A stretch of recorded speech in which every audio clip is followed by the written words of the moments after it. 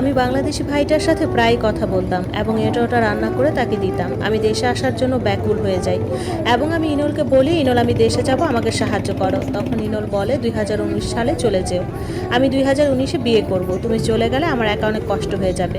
আমিও রাজি হলাম, কারণ এটা ছাড়া উপায় নেই। আমি এতদিন ভুটানে অবৈধভাবে আছি। ইনলের সাহায্য ছাড়া কোনোভাবেই এখন দেশে যাওয়া পসিবল না। আর ইনল আমাকে বলেছে দেশে যাওয়ার সময় আমাকে সে 2 লাখ টাকা দিবে।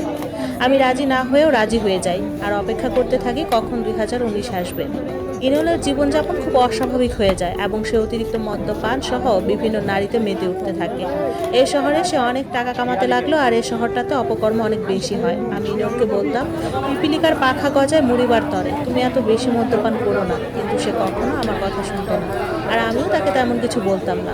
দেখতে দেখতে একটা বছর কেটে গেল, 2019 ঢুকলো। আমি অনেক খুশি দেশে যাব, ইনলও আমাকে দেশে পাঠিয়ে দিবে, বিমানে করে পাঠাবে।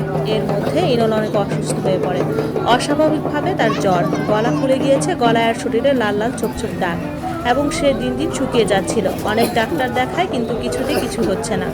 এরপর এক ডাক্তার তার পুরোপুরি অস্বাভাবিক জীবনযাপনের কথা শুনে এইচআইভি পরীক্ষা করায় এবং তার শরীরে এইচআইভির ভাইরাস পাওয়া যায়। ইনল এটা শুনে খুব ভেঙে পড়ে, সাথে আমিও। আমারও এইচআইভি পরীক্ষা নেয়, আমারও পজিটিভ আসে। আমার জীবনে আধার নেমে এলো, আমার পাপের ফল আমি